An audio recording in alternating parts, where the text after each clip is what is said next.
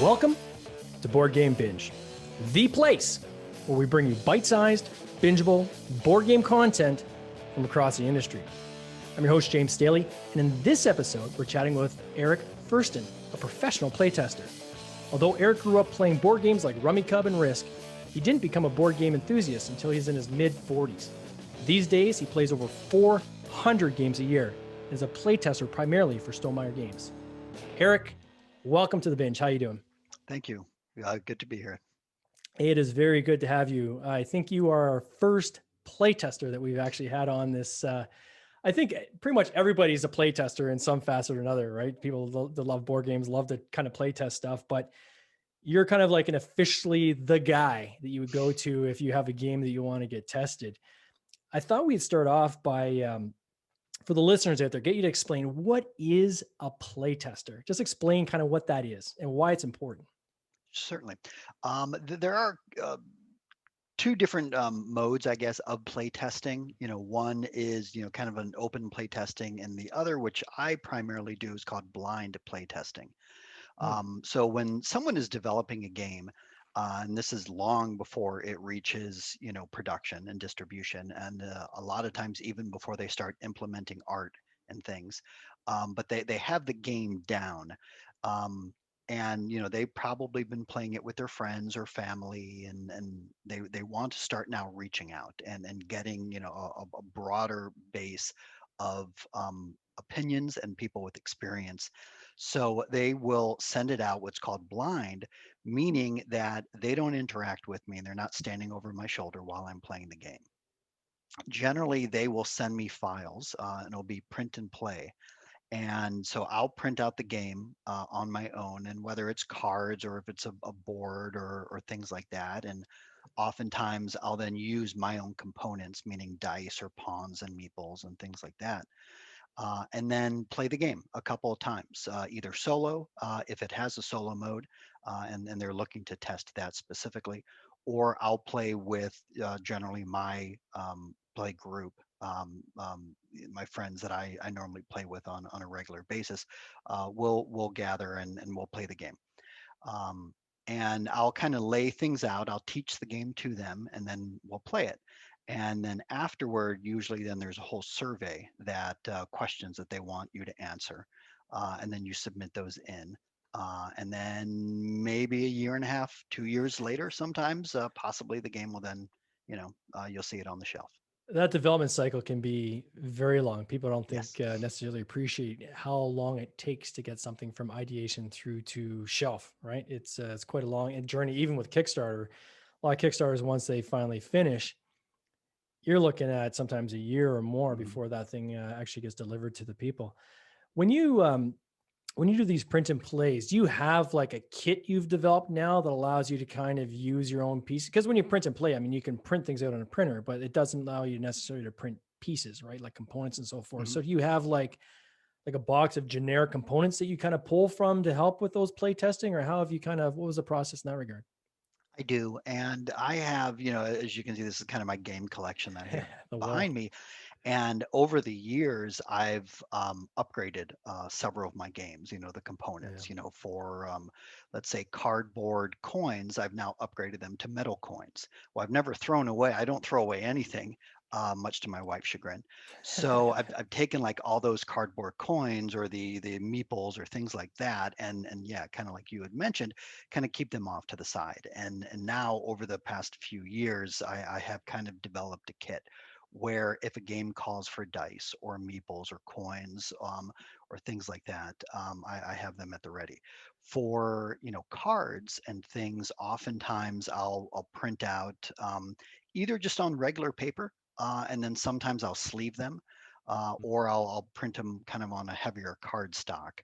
Which you can just find like at a regular, Staples or Office Max or something like that. Just oftentimes when you're shuffling, it just makes it a lot easier when you're dealing with a thicker material. But yeah, there's kind of a kit that I kind of now use when I receive a print and play file. Do you, and when you, finish your play test, do you keep the playtest, or when the game finally comes out, you just kind of trash the playtest materials you have and replace with the finished game? Like, is there any kind of collectability there on your side where you're like, that's the original, I want to kind of keep that as sacred? I no, I wouldn't say really. Most of the things are kind of worth saving, in the aspect where it's very rudimentary, where again there's no artwork, and a lot of things will change over time. Yeah. If let's say I was lucky enough to test a game like Scythe, which I think I have over my shoulder here, which is now actually that's become my favorite game. That's something then I would have held on to. Yeah. um, if a friend of mine actually did a Kickstarter a few years ago, and he sent me a prototype copy of his game, and it's a simple card game, and that actually did end up going to production, and he let me keep the prototype. Oh, that's cool. So yeah, that's something that I've had, and it is interesting to then compare something, um, to then the finished product, because then you can actually see the development process and how things will change and progress, and as a game will then ultimately kind of take shape into its final form. Yeah, I'm kind of guilty of that myself. Even with games that I've created, I've each iteration where it's kind of changed along the way, I've kept one copy of each Mhm. iteration. But you're right, at some point you kind of run out of room, right? Because you can collect a lot of stuff. So Yes. when you're doing these blind play tests, for the people that are listening, I think it's important to note some of the importance of that, right? So, um, I can take an example of a game I recently was working on, and I sent to a colleague, and they came back with like 10 questions, right? So as soon as, and then they answer those questions, well, that's now not a blind test, right? Because I've Mhm. answered those questions before they went and played the game. And really, I think the goal is to get your game into a spot where you can hand over to someone like yourself, say nothing.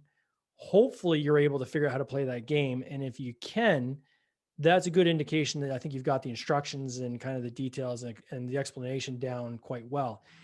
If on the flip side of that, playtester comes back with 10 questions, well, that's going to inform you of maybe some things you need to add to your instruction sheet. Is that kind of your perspective, or? Yeah, and I've found that for the most part, the games that I'm play testing are very well developed, and especially their rule books are at a point.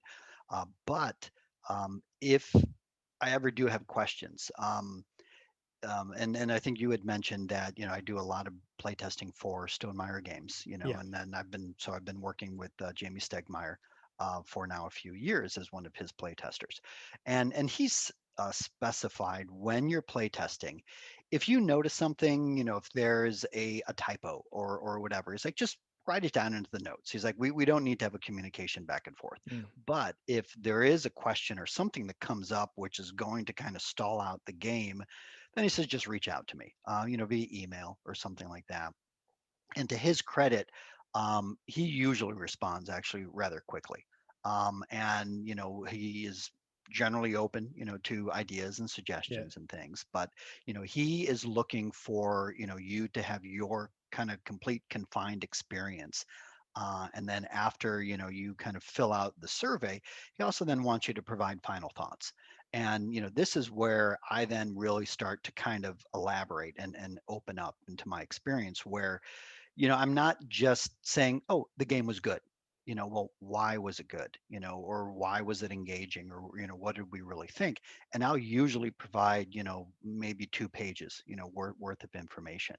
And I found, if anyone is interested in play testing, um, I think designers and creators are looking for people who can, really explain something, properly. Where if they are experiencing something within a game and they feel, let's say, an aspect is considered broken, Yeah. meaning, that you can just harp on this game and you're going to win, hands down every time.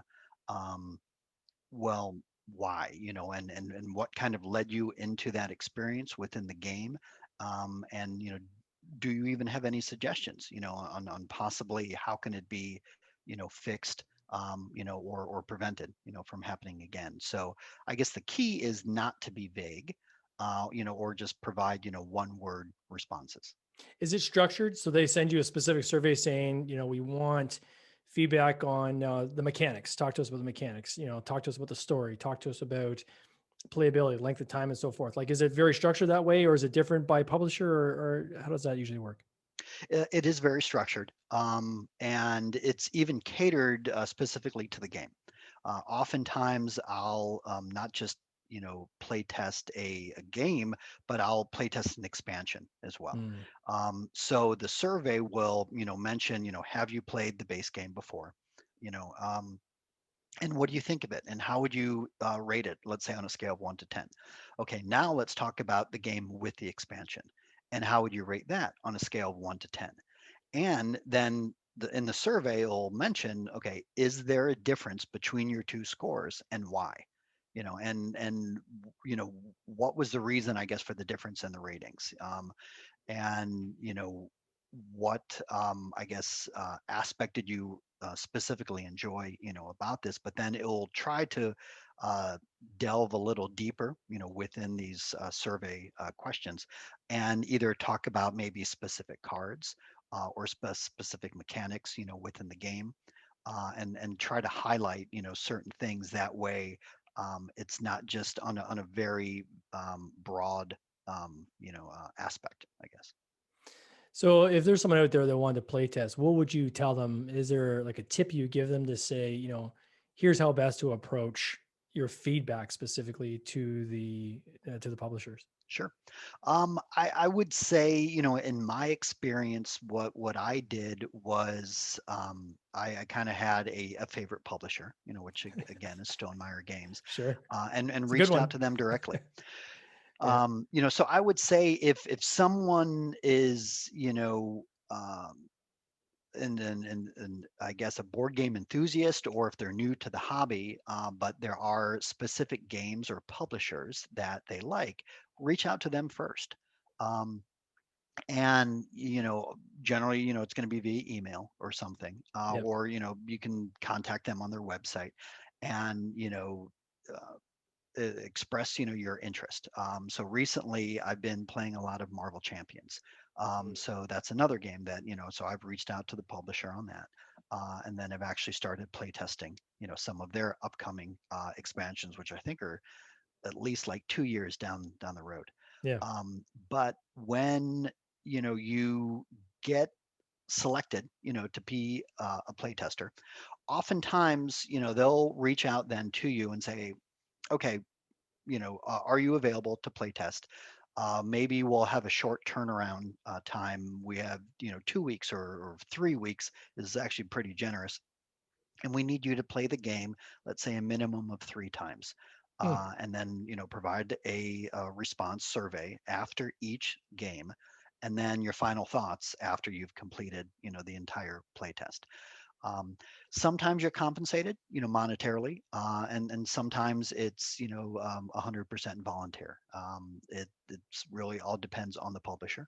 Um, but I primarily do it, just for fun and for the experience. I hope to kind of take the experience that I've been gaining and seeing the development process of a game, and then apply that to my own ideas on Mm. games that I want to design ultimately.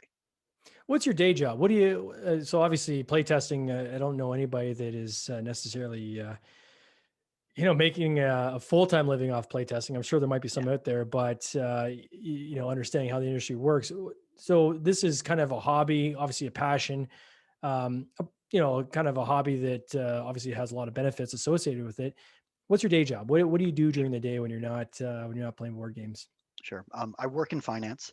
I'm with Vanderbilt Health in Nashville, Tennessee, and I've been in finance probably for like 10 or 15 years now, Wow. and actually got into the board game hobby just kind of recently, about 3.5 years ago or so. It's become almost an obsession, or actually it is an obsession. So definitely escalated to the point of enthusiast. But as you were mentioning, um, there really isn't much compensation Yeah. specifically for playtesting. You do it for the joy, and you do it for Yeah. the experience, and also to help out the publishers. And there's sometimes credit too, right? Like I Mhm. know a lot of game companies. I mean, I'm one of them. Will actually list the names in our book Mhm. of the people that play test, which I think is kind of cool to have that cred. What got so if I mean, to just a couple years ago or a few years ago get into it, what was it that pulled you in? Like, what was the gateway kind of hook Sure. that pulled you into the industry? Well, all right, we have a couple of minutes. I'll kind of try to condense the story. So as you had mentioned in my introduction, so I grew up just playing games like Yeah, Rummikub, even Monopoly and Risk, and wasn't aware of the whole board game industry until a friend of mine actually approached me in church about 3.5 years ago. And he just moved down to the area and asked, what I like to do for fun.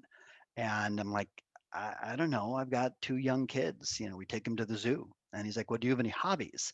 And I'm like, well, I kind of grew up on Star Wars and I like to yeah, watch a lot of movies. And he asked me if I like to play games. I'm like, video games? And he's like, no, no, no, no. And he's like, board games. And I'm like, oh, you mean like Monopoly? And he's like, no, no, no, not Monopoly.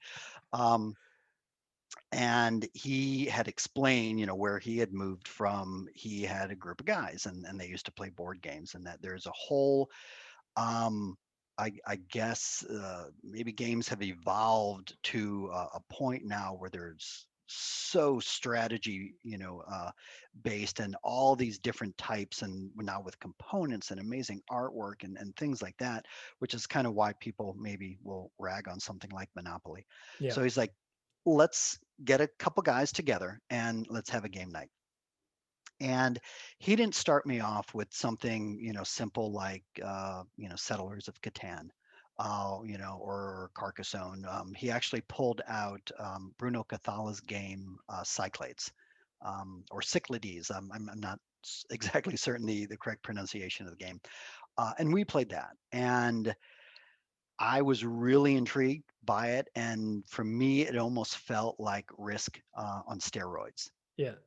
And then it was one or two game nights later, a friend brought his Kickstarter copy of Scythe, and Okay, I was hooked. yeah. And I dove in deep since then, and now there's this whole collection that I kind of have here on the wall behind me. Um, but what's amazing that I didn't realize regarding the board game industry is that it is a huge community. And I went to my first Gen Con a couple of years ago and was just amazed at, just the thousands and thousands of people that were there. And there's something available for everyone, Oh yeah. in this industry. If you are just a casual gamer and you're just looking to have something, fun to play with your family or your kids, there's a game for you. If you want something heavy and strategy based, and you're going to be at the table for 3+ hours, and you want miniatures and components and all that, that's there for you too. And another aspect of the hobby that I actually just got into is painting miniatures. That, when I was a kid, I used to love to paint, models and airplanes and cars and things like that. And a lot of these games come with, little, plastic or resin miniatures. Yeah. Uh, and there's a whole side of the hobby where people paint them, and they're so professional looking, and it's amazing. And a lot of my friends are painters as well. So, I've been, picking their brain left and right. And then I just started painting. There's a game called Marvel United, which comes with little like chibi looking, figures similar to My Little Scythe, and their little figurines. And this is a game that I play with my son on a pretty regular basis. And having something painted and then on the table, it just amps up, I think your enjoyment level of the game. And that, it's just wonderful that this is something then that I can, share with him, and just start diving into these other aspects of the hobby. Well, I think you actually become part of that game creation, right? Because now this is something that has now been modified, right? Hmm. Very custom, very personal to you. And as you're playing, although someone else created this game, you feel like you've been part of that creation because you've now painted something, right? You've created, you've added to the design of the game, which I think is kind of cool. What would you say is a good gateway game? Because I think your story is unique when you talk to people who get into the industry. I know in our game nights, we, it's part of a meetup group. It's one of the largest ones here in Ontario and Canada. And, there could be 20, 30 people coming out on a given night. And there's always, usually each week, a couple new people that come that are new to the industry and just looking to socialize. We typically don't put them into a 3 hour game. Mhm. We might not even put them into an hour-long game. We may start with a gateway game, something that lasts maybe 20 minutes to 40 minutes to kind of ease them in, right? So you're not kind of scaring them off. What would you recommend as a good gateway game for people out there who are trying to get their friends into the industry? I guess it matters, if you're looking, do you want something that's a little more strategy based? Do you want something that's a puzzle? Do you want that something, is it a party game? There's or just what's considered like a filler game. There's a lot of different options. Hmm. In terms of a gateway game that, I would recommend, I love Azul, Yeah, I think I say Azul. which is a game that came out a couple of years ago. That would be one that I would definitely recommend. Horrified, which I think I have here on the shelf behind me, is another one that's it's easy to teach, easy to play. My wife, I actually classify her as a non-gamer, Mm, and she will play games, with me or the kids, but she's specified that you need to be able to teach it in less than 2 minutes, and the game time has to be less than 20 to 30 minutes, which really kind of narrows a lot of the games that I yeah. have here in my collection. So we play actually a lot of games by Grandpa Beck's games. Yep. And so, Cover Your Assets is a big hit, with my family. Sure. Another great gateway game is Skull King, that I would recommend. It's a fun, card game, that you could play with your friends, and that actually can play, more than just 3 or 4 people. I think that almost plays up to six, or something, and it plays, very quickly. The Crew is another card game that just recently came out, and I think it won. I don't know if there's the Kennerspiel, Okay. this year. That's just another great gateway game. And then for Stonemaier, I would recommend either My Little Scythe. If you want something which is kind of geared almost more toward families in the way where it's very approachable for children and it has great fun artwork, or their game Wingspan. Mm, Is another game where that might be just a little heavier, yeah. um, but I think the takeaway that a lot of people find is it's easily approachable, it's quick to learn, and then just fun to play. For developers out there and publishers, what is some advice you would give when they're putting together a game? What's something that you like to see, and what are some common mistakes that you see happen quite a bit? Sure. As a playtester, I prefer, if someone's to provide me with a game, try to have it at a point where it's ready to be, tested. That the rule book is pretty complete, and especially if I'm blind testing it, that I can handle completely everything on my own and figure it out. Oftentimes, if you're playtesting something and you have, let's say, a 2 or 3 week window, um, if they keep sending you updated files, Yeah, over those 2 or 3 weeks, it will get frustrating, because then you have to keep reprinting out cards and cutting them out and kind of getting them sure. ready and then getting your group back together again and saying, okay, well, they've made a change, or something. Unless you're under that understanding where you're going to be there kind of for that development process. But I would say, have something that's, again, developed to the point where you can just hand it off and then be ready to receive feedback. And, I've found that, people are very open, to feedback, and I try not to be critical, I guess, in my commentary. But if someone, says, look, this game wasn't fun, or that this is considered broken or something like that, Mhm. where they understand, that this is an opinion, and Yeah. everyone's entitled, and this was their experience and their takeaway. But how could they take that and turn it around then into something productive in terms of their development? So having that kind of understanding or that type of relationship, I think is beneficial as you then continue to play test more and more games. I think board games is almost like it's like beer, right? So someone says that they don't like beer. Well, they haven't tried every beer. How do you know you don't Sure. like beer, right? And I think board games are very similar. Is that there's something for everybody, and being part of some playtest nights and different prototype nights myself, on the developer side, you gotta have some thick skin because not everybody has tact, right? And I think that separates the good playtesters from maybe the ones that aren't so good. The ones that are good, if they don't like the game, they'll explain to you why they don't like the game. In some cases, it might be this isn't the kind of game, this isn't my style of game. So this game might actually be good for someone else, Hmm. but this is not the kind of game I like to play. But that being said, here's some things I noticed along the way when we're playing that you might want to consider to improve the user experience. I think that's great feedback when it's constructive like that and tactful. I think most developers have probably come across the opposite of that when someone just is trying to crush souls, right? And Right. that's never good. As a If you want to become a consistent play tester, I would Hmm. recommend taking the tact approach. So that's pretty cool. What types of game, like, so do you have a game on the way? Or have you started kind of mapping out a game, or kind of where are you at in that process?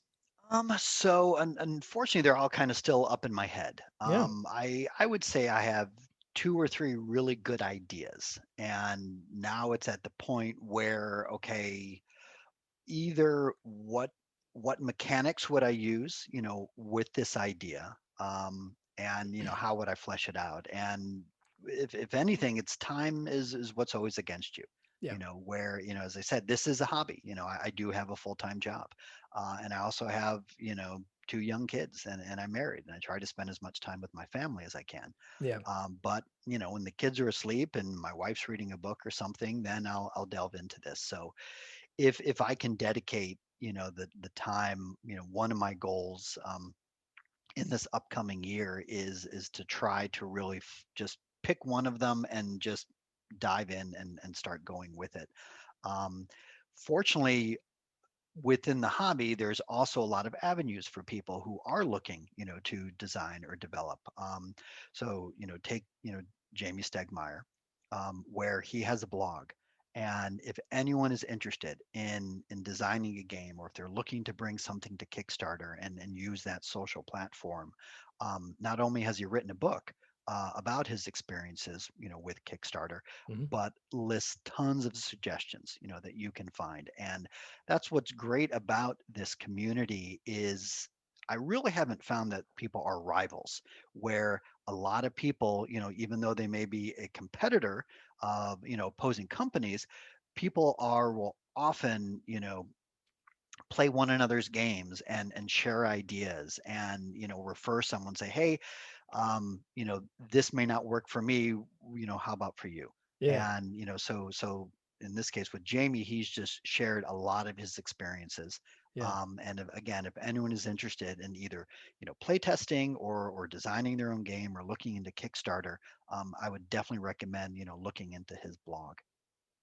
I would echo that sentiment. We had him on the podcast about a month and a half ago. Mhm. Great interview. He's got a great book, and he is if there's a new developer coming into the industry, if they don't go to his blog and read through the materials there, it is a loss on Mm. their part, because there is so much information there, not only in his book but even in just the blogs and so forth, that really is a roadmap for anybody looking to get into this industry.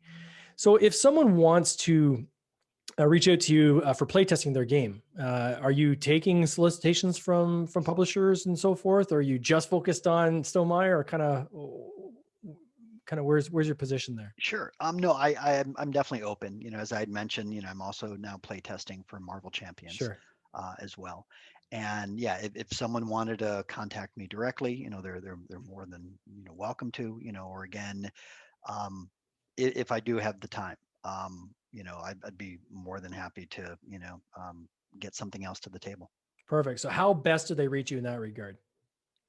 I would say probably email. I do have an Instagram account, which is Okay. called Late to the Board Game, Nice. because I didn't get into this hobby until I was in my mid 40s.